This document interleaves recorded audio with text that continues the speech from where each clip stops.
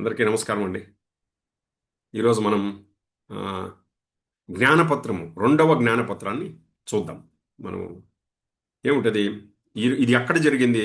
జనవరి 6వ తేదీ 2000 సంవత్సరంలో జరిగింది. ఎక్కడ? మిలానో, ఇటలీలో జరిగిన జ్ఞానపత్రం, సత్సంగంలో జరిగిన జ్ఞానపత్రం. ఏమిటిది అంటే, మన మనస్సుని ప్రభావించగలిగేటువంటి 5 విషయాలు. మన మనస్సు పైన ప్రభావం చూపించేటువంటిది 5 విషయాలు ఉన్నాయి. ఒకటేమిటి? స్థలం. ఏదైనా స్థలము, ఒక స్థలం మన మనసు పైన, ఎక్కడైనా ఒక స్థలానికి వెళితే అది మనస్సు పైన ప్రభావం చూపిస్తుంది. సమయము, కాలము, టైం. టైం కూడా మన మనస్సు పైన ప్రభావం చూపిస్తుంది. అలాగే తీసుకునే ఆహారం. ఇంట్లో తింటాం, అది ఒక రకమైన ప్రభావం. ఎక్కడో హోటల్లో తినేసి వస్తాం, ఎవరింట్లోనో తినేసి వస్తాం, అది కూడా మన పైన ప్రభావం చూపిస్తుంది. పాస్ట్ ఇంప్రెషన్స్ అంటే ప్రారంధము. ఈ మనస్సు ఉంది కదా, దీనికి ఆయుస్సు అనేది ఎన్నో లక్ష సంవత్సరాల నుంచి మన లోపల ఉంది. అది శరీరానికి 60-70 సంవత్సరాలు అంతే. మనస్సు ఆ, ఆ, దానిపైన ముద్రితమైన ఒక పాస్ట్ ఇంప్రెషన్స్ ఉన్నాయి చూడండి. అది ఆ తర్వాత మనం ఎవరితో కలుస్తాము, ఎవరితో మాట్లాడతాము, ఏం పనులు చేస్తాము, ఇది కూడా మన మనస్సు పైన ప్రభావం చూపిస్తుంది. ఇది 5 విషయాలు. ఒకటి స్థలము, రెండవది సమయము, మూడవది ఆహారం, నాలుగవది పాత ముద్రితమైన, మన మనస్సు పైన ముద్రితమైన ఒక కర్మ అని చెప్తారు కదా, ఇంప్రెషన్స్. అది తర్వాత మనం ఎవరెవరితో కలుస్తామో, ఎవరెవరితో ఏమేం పనులు చేస్తాం, అసోసియేషన్స్ అండ్ యాక్షన్స్ అని కూడా చెప్తారు కూడా. సో ప్రతి ఒక్క స్థలం, మనం ఏ ఊరికైనా వెళితే మన మనసు పైన దాని ఇంపాక్ట్ ఉంటుంది, దాని ప్రభావం ఉంటుంది. ఓకే, ఇప్పుడు మన ఇంట్లోనే తీసుకోండి, ఒక్కొక్క రూమ్లోకి వెళ్తే ఒక్కొక్క రకమైన ప్రభావం ఉంటుంది. ఒక రూమ్లో మీరు ధ్యానం చేస్తున్నారు, సత్సంగం చేస్తున్నారు, మెడిటేషన్ చేస్తున్నారు, అక్కడ ఏదో భజనలు వింటున్నారు, ఇది మంత్రములు వింటున్నారు. అప్పుడు ఆ రూమ్లోకి వెళ్ళిన వెంటనే మీ మనస్సు ఒక రకంగా ఆహ్లాదకరంగా మారుతుంది. అదే ఇంకో రూమ్లోకి వెళ్తే ఇంకో రకంగా మారుతుంది. అంటే ఒక్కొక్క స్థలం కూడా మన మనస్సు పైన ప్రభావం చూపిస్తుంది. అలాగే సమయం, ఇది కూడా ఒక రోజులో పొద్దున్నే లేస్తానే మనస్సు ఒక రకంగా ఉంటుంది, మధ్యాహ్నం అవుతూ అవుతూ ఒక రకంగా అవుతుంది, అయితే అలాగే సాయంకాలం అవుతూ అవుతూ ఇంకో రకంగా ఉంటుంది. అలాగే సంవత్సరంలో చలికాలంలో ఒక రకంగా ఉంటుంది, వేసవకాలంలో ఒక రకంగా ఉంటుంది, వర్షాకాలంలో ఒక రకంగా ఉంటుంది. అంటే సమయము కూడా మన మనస్సు పైన ప్రభావాన్ని చూపిస్తుంది. అలాగే మనం తినే ఆహారం, ఆ, ఇది ఒక రోజుకు కాదు, కొన్ని కొన్ని రోజులకు ఉంటుంది.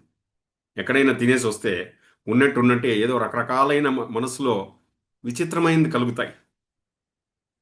అర్థమవుతుంది కదా. సో దాని నుంచి దీనికి గురుగారు ఒక ఎగ్జాంపుల్ ఇస్తారు.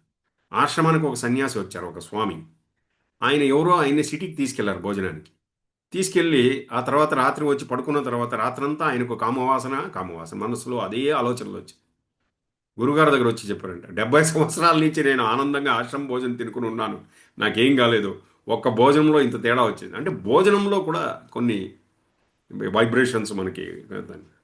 అలాగే పాత ఇంప్రెషన్స్, పాస్ట్ ఇంప్రెషన్స్, కర్మ, మన మనస్సు పైన ముద్రించబడిన మన వెనక జన్మలో చేసిన యాక్షన్స్ ఏమున్నాయో ఆ, అది మన మనస్సు పైన ఒక ప్రభావం చూపిస్తుంది. దీని నుంచి ఎలా బయట రాగలము?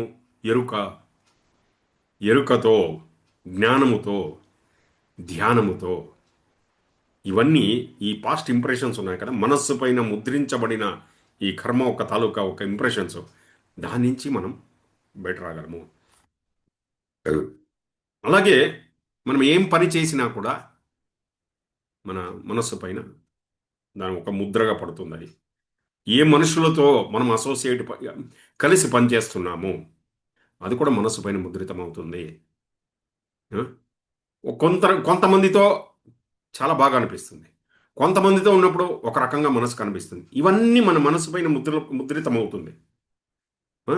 సో ఇది కొంతమందితో పనిచేసినప్పుడు, కొంతమందితో మనం కలిసి పనిచేసినప్పుడు ఇది ఉంటుందన్నమాట. ఇక్కడ ఒక క్వశ్చన్ అడుగుతున్నారు ఒక డివోటి, దీని గురించి చింతించాలా గురుదేవా అని అడుగుతున్నారు. అందుకు గురుదేవులు ఏం చెప్తున్నారంటే, దాని గురించి ఎక్కువ చింతించకండి, ఇది తెలుసుకోండి చాలు. మన మనస్సు పైన ఏమేమి ప్రభావం చూపిస్తుంది ఈ 5 విషయాలు. ఏది? స్థలము, సమయము, ఆ తర్వాత ఆహారము, వెనకటి మనస్సు పైన ముద్రించబడిన పాస్ట్ ఇంప్రెషన్స్, అంటే ఆ ఒక ముద్రలో వెనక జరిగిన పనులు కొన్ని వెనక జన్మలో ఎప్పుడో చేసి ఉంటాం అది. ఆ తర్వాత ఎవరితో పని చేస్తాం, ఇది దీని గురించి తెలుసుకోండి చాలు చాలు మనము. ఆ? అయితే ఆత్మ దీని అన్నిటికీ శక్తివంతమైనది, దీని అన్నిటికంటే శక్తివంతమైనది.